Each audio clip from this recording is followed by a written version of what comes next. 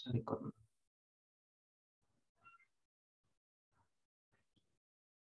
Nggak ada ya? Oke, kalau belum ada pertanyaan, ini saya sudah siapkan beberapa contoh ya untuk yang topik di bab 9. Nah, silakan coba kalian juga ikut bersama-sama ya. Kita menyelesaikan soal ini. Oke, Pak. Ya. Jadi coba lihat ya, di sini ceritanya kita itu punya suatu batang ya. Maksudnya batang ini kayak besi ya, ataupun logam tembaga gitu ya. Kemudian panjangnya tuh L. Nah, dia berotasi terhadap sumbu Z.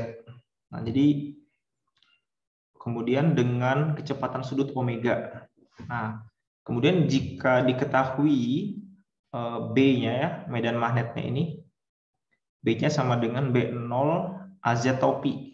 Jadi ini kita bisa lihat bahwa ada suatu batang logam yang berotasi di dalam suatu medan magnet ya, B.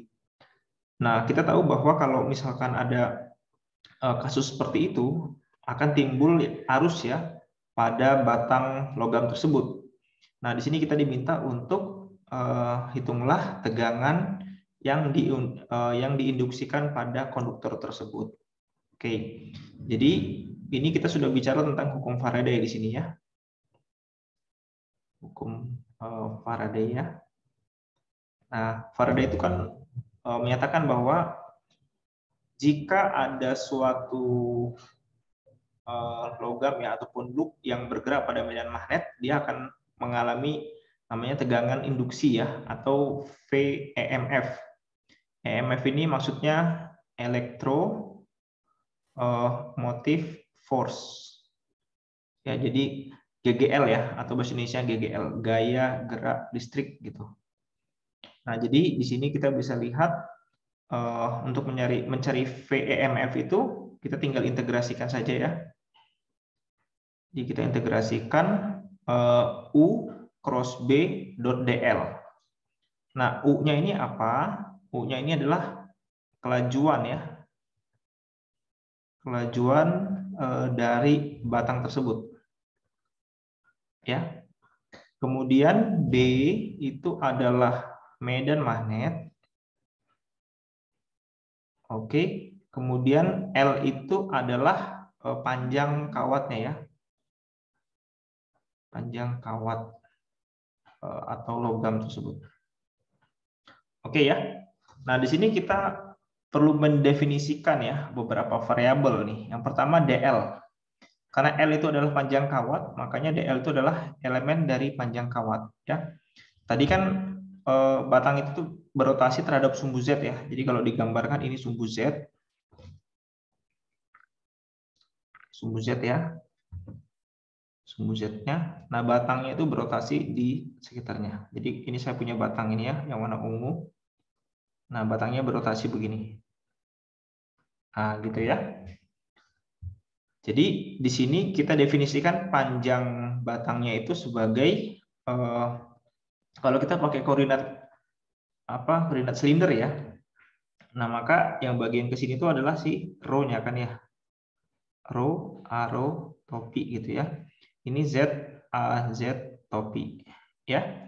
Maka di sini elemen panjang kawatnya DL sama dengan D rho, A rho, topi.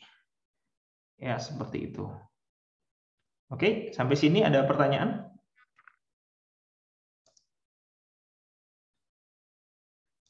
Silakan. Sudah cukup jelas?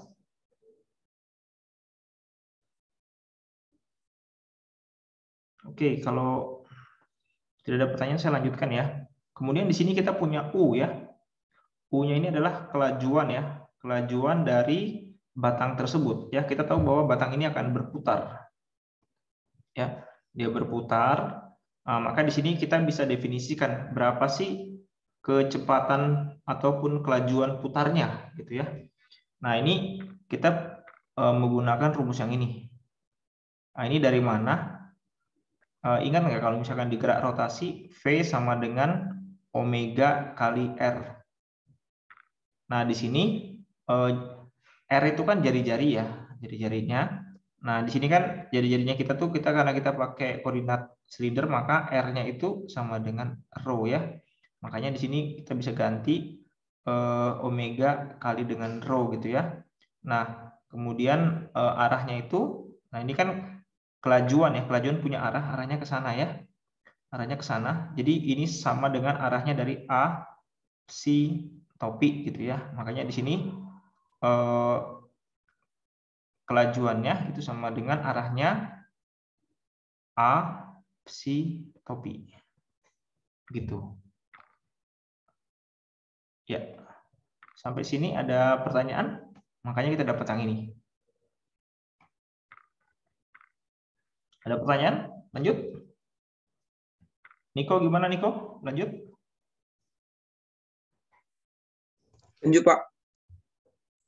Oke. Mohon maaf Pak, bisa diulang lagi Pak? Yang mana? Yang pas di rotasi tadi Pak. Tadi jaringan saya terputus. Untuk ini yang mencari U. Ya. Mencari U ini maksudnya? Iya Pak. Ya, jadi ini kan kita mau cari berapa sih kelajuan dari ini ya, U ini ya, saya tulis ini. Kelajuan ya, kelajuan apa? Kelajuan batang yang berotasi. Nah, kita tahu bahwa kalau dari gerak rotasi ya, kita punya hubungan U ya sama dengan omega kali dengan R. Nah, omega itu adalah kecepatan sudut gitu ya, R-nya adalah jari-jari. Nah, kemudian kita bisa lihat di sini omeganya itu ya tulis aja lah sama dengan omega gitu ya. Nah, jari-jari ya, jari-jari itu maksudnya panjang batangnya ini gitu. Nah, karena di sini kita pakai koordinat silinder ya, maka jari-jarinya sama dengan rho ya. Jadi ini suatu entitas yang sama, R sama dengan rho. Jadi kalau gitu kita bisa tulis omega kali dengan rho. Oke, sampai sini gimana, Mel? Udah paham? Paham Pak. Nah, kemudian satu lagi tambahan bahwa kelajuan itu kan ataupun kecepatan kan punya arah ya. Punya arah. Nah, arahnya itu disesuaikan dengan arah putarannya. Jadi ini kan kalau tanda panah itu ke sini ya. Jadi dia muter begini. Bayangkan dia berputar ya. Maka arahnya itu adalah A, psi, topi ya. Ini sesuai dengan koordinat silindernya yang kita pakai. Makanya kita dapat yang ini. Sudah jelas? Sudah Pak, terima kasih Pak. Ya. Oke. Nah, kemudian kembali lagi, jadi kita sudah definisikan DL-nya apa, kemudian U-nya apa, gitu ya. Nah, kemudian sekarang kita mau cari, ini kan kita punya integral dalam kurung U cross B ya. Jadi kita selesaikan dulu U cross B-nya berapa. U-nya tadi adalah kelajuan ya, ataupun kecepatan putarnya ya, kecepatan linearnya. Kemudian B-nya itu adalah medan magnet. Jadi di sini kita kalikan dulu U cross B ya. U cross B. Nah, U-nya adalah ini ya. Rho, omega, psi topi. Kita cross dengan medan magnetnya ya. B0, AZ topi. Nah, ini kalau bagian yang ini kan nggak ada masalah ya. Kalau dikalikan ya biasa saja. Berarti B0, Rho dikalikan dengan omega. Nah, sekarang yang penting itu adalah yang ini. Ya, karena dia ada mengandung arahnya. A psi cross dengan AZ. Nah, karena kita sedang bekerja pada koordinat silinder, ya, kita lihat ya, kalau Z itu kan arahnya ke atas, ini ya, Z. Kemudian kalau rho itu arahnya radial ya, keluar, kemudian psi itu yang melingkar gitu. Nah, kalau kita cross-kan, ya, kita pakai tangan kanan, psi cross dengan Z. Ya. Jadi kita dapatkan si arotopi. Ya, makanya di sini jadinya B0 rho omega arotopi. Nah, kalau yang masih bingung coba lihat sistem koordinat silinder ya. Biar kelihatan arah-arah dari siapa namanya? Ini arotopi ya. Arotopi, yang ini adalah AZ topi, kemudian yang ke sana itu adalah siapa namanya? absitopi ya. Coba dicek lagi. Nanti kita dapatkan seperti ini. Nah, jadi kalau sudah kita definisikan semua, kita kalikan U cross B, kemudian kita masukkan untuk mencari GGL induksinya ya. Nah, di sini kita tegangan induksinya. Jadi tadi kan di atas itu EMF sama dengan integral U cross B dot dl ya. Nah, yang ini adalah hasil dari U cross B-nya. Ya, yang ini adalah si dl-nya. Oke, nah ini kita lihat ini perkalian dot ya. Jadi kemudian kita lihat juga bahwa yang ada unsur diferensialnya adalah si rho di sini. Ya, jadi kita sebenarnya sedang mengintegrasikan si rho-nya gitu ya. Jadi ini ada rho ya. Jadi kalau mau dibuat detail di sini, buat detail ya, ini sama dengan karena yang konstan kita keluarkan ya. Jadi B0 omega kita keluarkan gitu ya. Arotopi dot arotopi sama dengan 1 ya. Arotopi dot arotopi ini sama dengan 1 ya.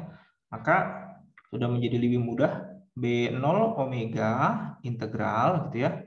Rho-nya dari 0 sampai dengan L ya. Maksudnya apa? Bahwa batas integral ini adalah batas dari si panjang kawatnya. Di sini ya panjang kawatnya. Oke, kemudian ini adalah si rho d rho gitu. Oke ya. Nah, kemudian integralnya rho d rho kan ini sama dengan setengah ya. Jadi B0 omega ya, ini kalikan dengan setengah rho kuadrat gitu ya. Batasnya dari 0 sampai L gitu ya. Jadi ini sama dengan B0 omega ya. Setengah L kuadrat minus setengah 0 kuadrat kan gitu ya. Makanya ini L ya, maksudnya ini L ya. Ini L. Nah, makanya jadi B0 omega setengah L kuadrat gitu ya. Atau sama dengan setengah B0 omega L kuadrat. Ini adalah si GGL induksinya, VEMF-nya. Nah, seperti itu. Ini ya, kita dapat hasil yang sama. Oke, ini masih sederhana tentang penerapan hukum Faraday. Ada pertanyaan? Dipersilakan. Gimana, Niko? Ada pertanyaan, Niko?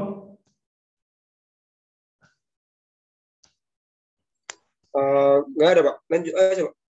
Lanjut.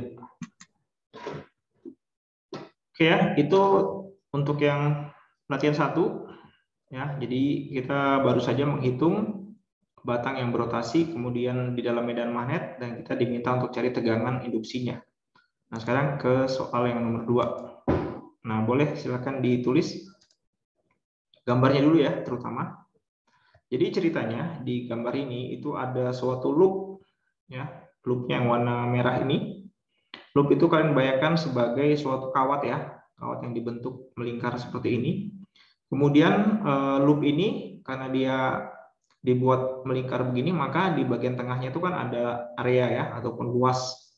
Nah, luasnya itu adalah 20 cm persegi. Oke. Kemudian kawat itu memiliki resistansi internal ya. Jadi ada hambatan kawatnya sebesar 4 ohm. Kemudian kawat ini ditempatkan pada medan magnet ya.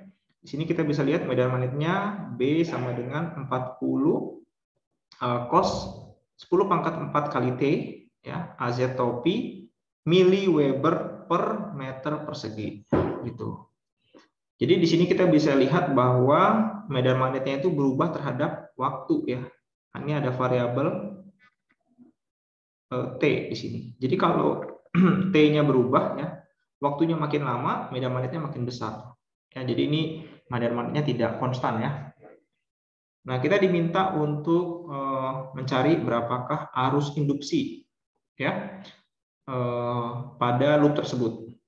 Jadi kalau kita ingat kembali ya, hukum Faraday itu bisa timbul arus ya induksi pada suatu loop ya ataupun lilitan kawat jika ada perubahan fluks magnetik terhadap waktu. Nah, di sini perubahan fluksnya itu diakibatkan oleh apa? Oleh loop? Oh, tidak, karena di sini loopnya itu konstan ya, dia diam, kemudian luasnya pun tidak berubah. Nah, dia maksud saya tidak berputar. Nah, jadi yang berubah ini apa? B-nya di sini yang berubah. Ya, medan magnetnya berubah terhadap waktu. Tadi saya sudah jelaskan, tahu dari mana? Karena B-nya mengandung variabel T. Ya, ini artinya saya terus saja ya. Artinya B, medan magnetnya berubah terhadap waktu. Oke. Nah, kita akan hitung ya berapa arus induksinya. Jadi yang pertama kita definisikan dulu yang namanya flux. Ya, ini adalah flux ya. Flux magnet. Ya. Flux magnet itu adalah integral dari medan magnet dikalikan dengan luasannya gitu ya. Jadi secara matematika bisa kita tulis C sama dengan integral B dot ds gitu ya. Nah, ds di sini adalah elemen luas gitu ya. Jadi ceritanya loop ini itu kita bagi menjadi bagian-bagian kecil gitu. Ya, bagian kecil di sini. Ini yang kita sebut sebagai ds. Nah, karena di soal itu sudah diketahui bahwa total loop itu memiliki luas total sebesar 20 cm persegi ya.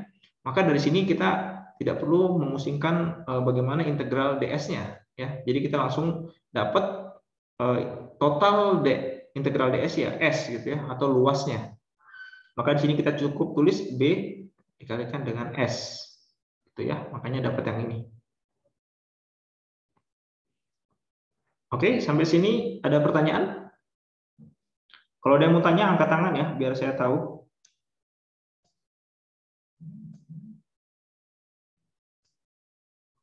Oke, ini sepertinya belum ada yang angkat tangan. Saya lanjutkan. Nah, kita mau cari arus, ya kan tadi ya, arus induksinya. Nah, arus induksi ini dengan mudah kita bisa cari kalau kita tahu dulu berapa sih tegangannya, kan gitu. Nah, ini adalah pernyataan dari hukum Faraday.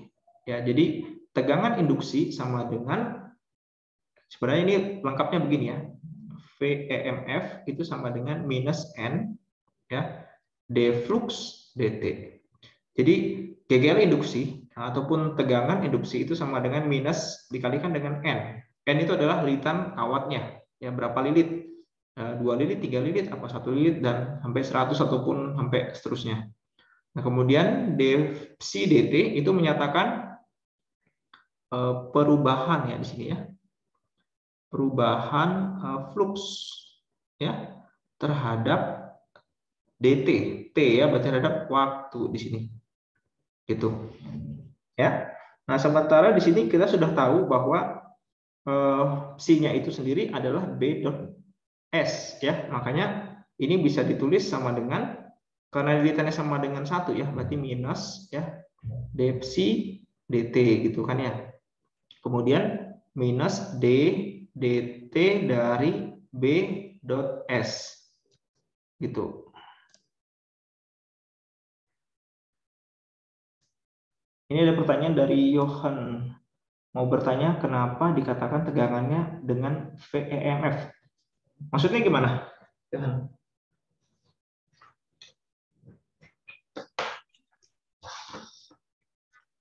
Silakan bisa diperjelas pertanyaannya. Bedanya dengan tegangan biasa apa ya Pak?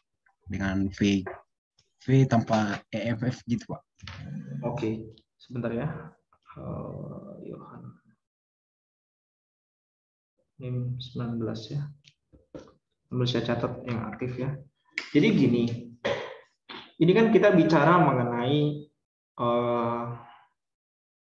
apa ya? Mungkin sederhananya itu motor listrik ya. Jadi gini ya, mungkin saya kasih catatan dulu di sini. Jadi arus listrik ya itu bisa timbul ya, itu akibat beberapa fenomena gitu ya. Misalkan satu dari baterai,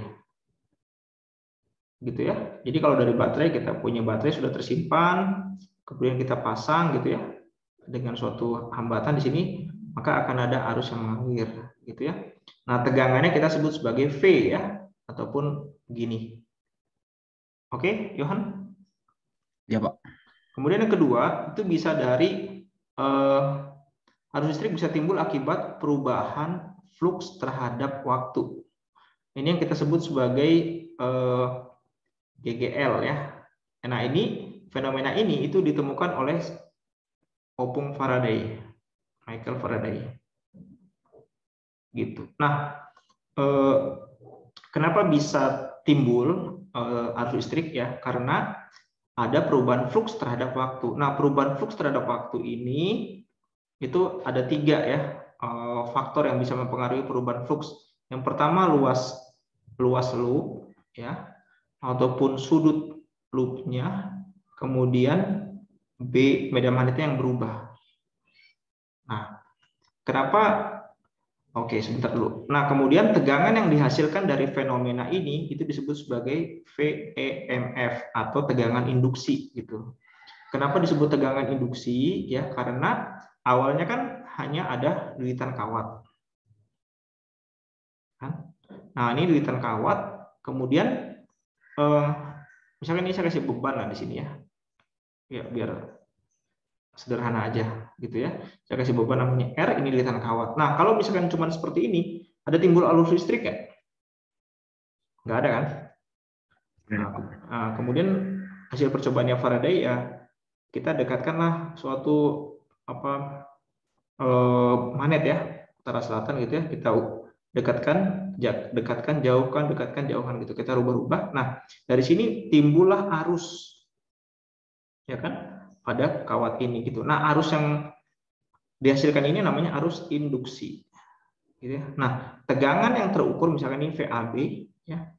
Tegangan yang terukur di sini yang kita sebut sebagai VEMF atau tegangan induksi. Nah, kenapa disebut induksi? Karena tegangannya dihasilkan secara induksi gitu. Dari apa? Dari fenomena perubahan flux magnet yang menembus suatu lilitan kawat. Oke, begitu gimana, Johan? Baik, diterima, Pak. Ya. Jelas, Pak. Terima kasih, Pak. Oke, saya lanjutkan lagi ya. Tadi sampai di sini ya. Minus DDT dari B.S.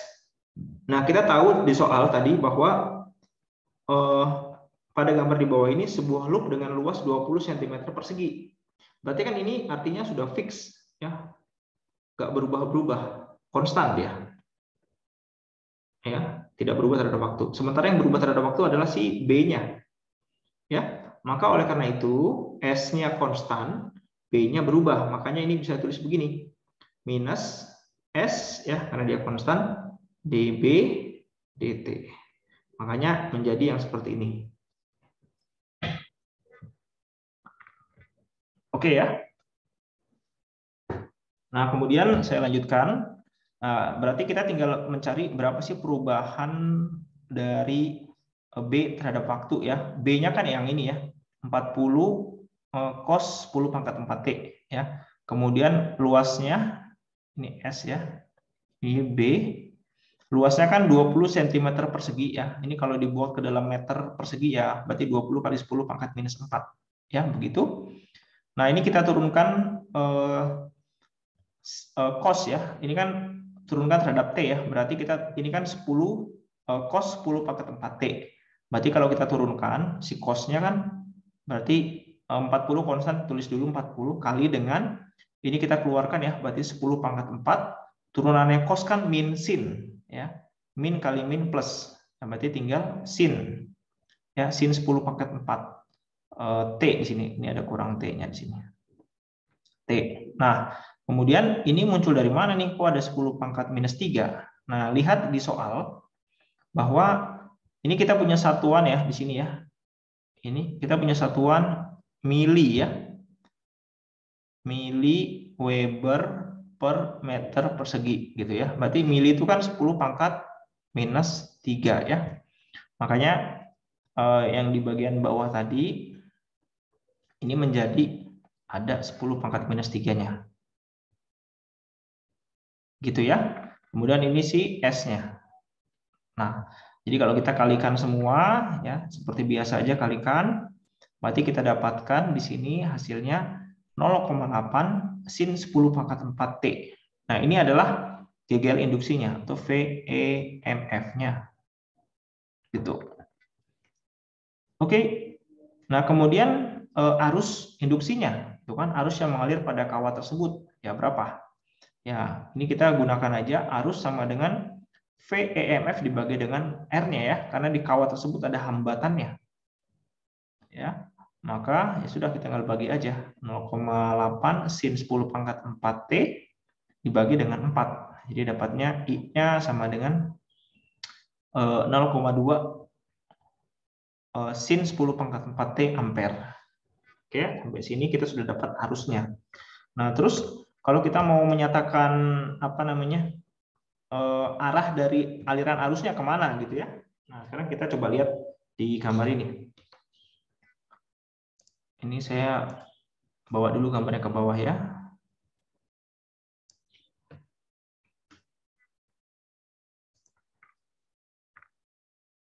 Oke, saya kecilkan dikit.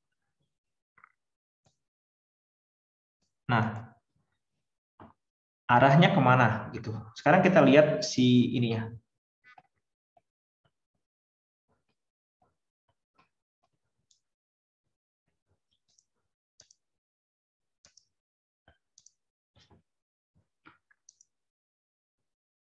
Bentar ya.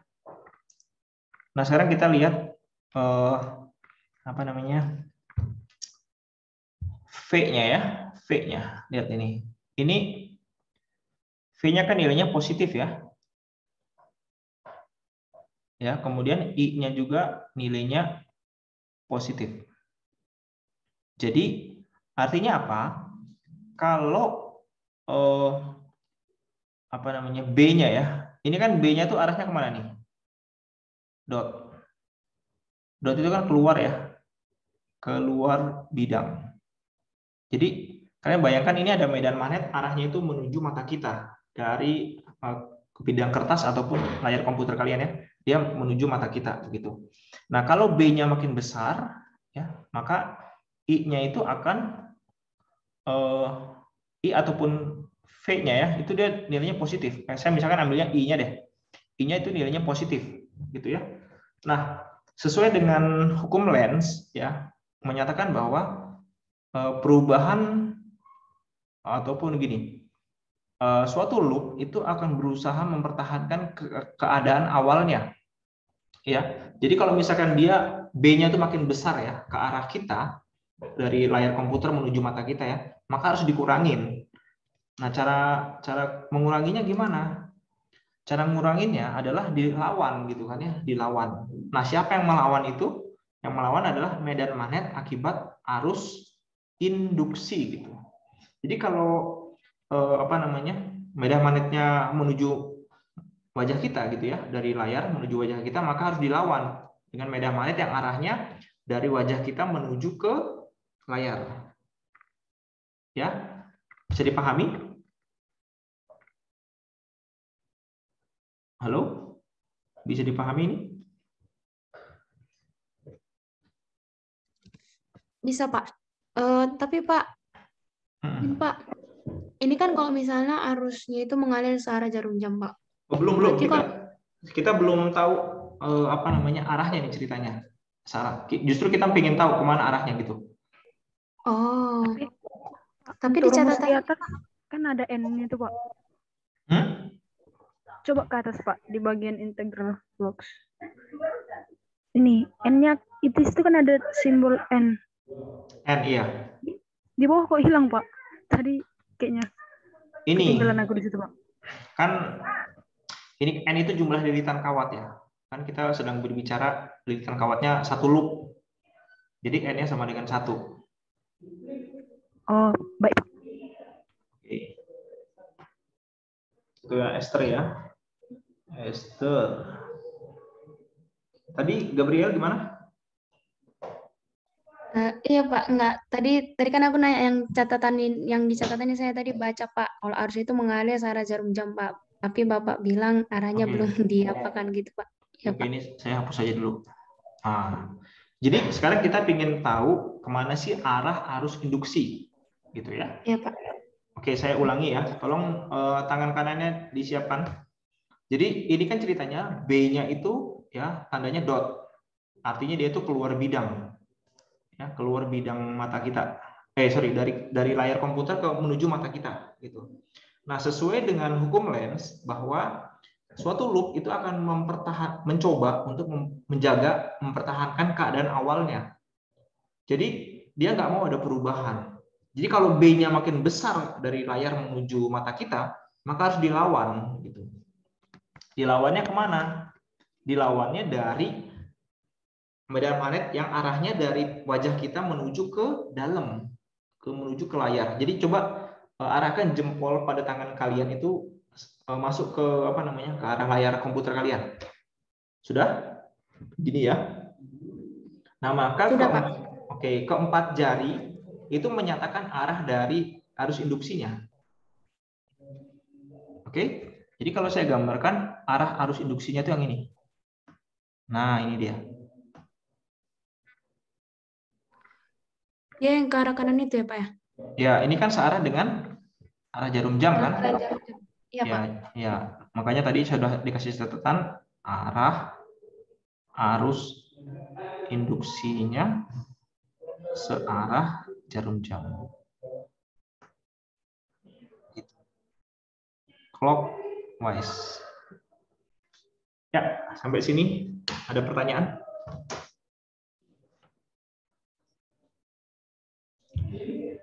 Ngerti, Pak. Oke. Jadi kalian juga bisa lihat ya lebih lanjut lagi. Coba lihat ini. I-nya itu kan 0,2 sin 10 pangkat 4T. Ya. Berarti kita bisa lihat bahwa arusnya ini juga berubah terhadap waktu, gitu kan? Maksimumnya adalah 0,2, gitu kan? Ini minus 0,2. Nah, dia akan berosilasi kan secara sinus. Jadi dia akan begini bentuknya. Nah, kira-kira begitu gambarnya. Gitu. Ya. Nah, dia berosilasi, arah arusnya itu ini. Begini. Oke? Udah jelas? Jelas, Pak. Ya, ini zoom-nya tinggal 5 menit lagi. Oke, saya lanjutkan lagi soal nomor 3. Ya, jadi ini ceritanya ada sebuah mobil, ya, mobil bergerak dengan kelajuan 120 km per jam. Ya, ini standarnya mobil-mobil Medan Laguboti ya. Segini ya, 120, 110, 100 gitu ya. Ini paling kencengnya lah 120. Kemudian jika medan magnet bumi yang diketahui, kan bumi punya medan magnet ya. 4,3 kali 10 pangkat minus 5 Weber per meter persegi ya. Ini adalah besar medan magnet bumi. Nah, tentukan induksi pada bumper mobil. Jadi kalau mobil itu kan depannya tuh punya ini ya kayak besi gitu ya, besi bumper istilahnya. Ini kalau gambar mobil seperti ini ya, mobilnya kotak. Nah, bagian depannya itu ada bumpernya gitu. Pelindung gitu, bumper di sini. Ya. Bumpernya ini terbuat dari logam lah gitu sebutnya ya. Logam. Nah, tentukan tegangan induksi pada bumper mobil yang memiliki panjang 1,6 meter ya, jadi panjangnya 1,6. Asumsikan sudut antara medan magnet bumi dan normal mobil adalah 65 derajat gitu. Jadi di sini kita bisa lihat juga ada fenomena arus induksi. Gitu ya. Nah, ini dengan mudah kita bisa lihat ya. Jadi kalau dibayangkan ini adalah bumper mobilnya ya. Warna hijau ini. Nah, ini arah dari gerakan mobil, kemudian B adalah medan magnet bumi. Nah, ini sudut yang dibentuk adalah theta gitu ya. Tetanya sama dengan 65 derajat. Ya, jadi kita langsung aja pakai hukum Faraday. VEMF sama dengan integral U cross B dot dl gitu ya. Nah, kemudian kita masukkan aja perkalian cross itu kan cos ya. Jadi kalau misalkan A cross B gitu ya sama dengan A kali B kali dengan cos gitu ya. Cos itu sin, sorry ya. Sin theta gitu.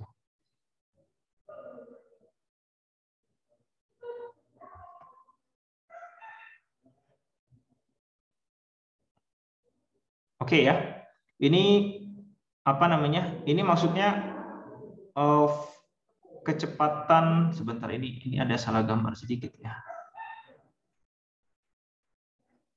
Nanti coba tolong dicek lagi ya bagian ini ya. Coba tolong dicek lagi.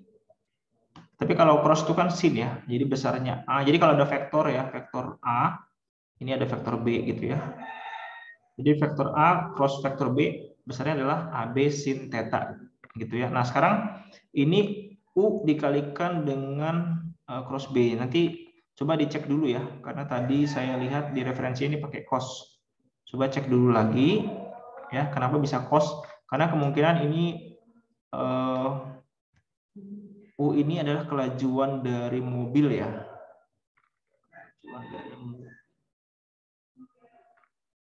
Oh, ini kayaknya mungkin sin ini ya. Ini salah sepertinya. Sin ya. Sin theta, ini sin. Oke. Nah, jadi kita masukkan aja UBL sin theta gitu ya. Nah, tinggal ganti aja. Ini ubah semua karena ini ada satuan meternya ya. Ini meter, sementara ini kilometer per jam. Jadi ubah dari MKS ya, meter dari kilogram, kilometer ubah ke meter ya, jam berubah ke detik. Jadi ini 120 kali 10 pangkat 3 dibagi 3.600 ya, meter per sekon. Kalikan dengan B-nya, ini B-nya ya. Kemudian ini adalah L-nya ya, panjangnya. Kemudian inilah sudutnya ya, sin theta. Jadi di sini kita dapatkan ada VEMF pada bumper mobil ya sebesar 0,97 milivolt ya, kecil sekali ya ini. Kecil. Nah, coba aja kalau misalkan kita punya voltmeter, kita pasangkan di bumper mobil ya. Bagian sini ini ada voltmeter ya. Sebelah sini juga ada ujung-ujungnya, maka didapatkan pengukuran segini ya, 0,97. Oke, ada yang bertanya. NIM Joshua ya. Jika kita memiliki lilitan kawat misalnya 100 lilitan, lalu pada bagian tengah lilitan tersebut kita beri batang besi, Pak. Oke, jika kita beri tegangan pada lilitan tersebut, maka besinya bergerak. Betul. Ya, betul. Betul, besinya akan bergerak. Ini ada lilitan kawat. Kemudian ada besi, ya. Kemudian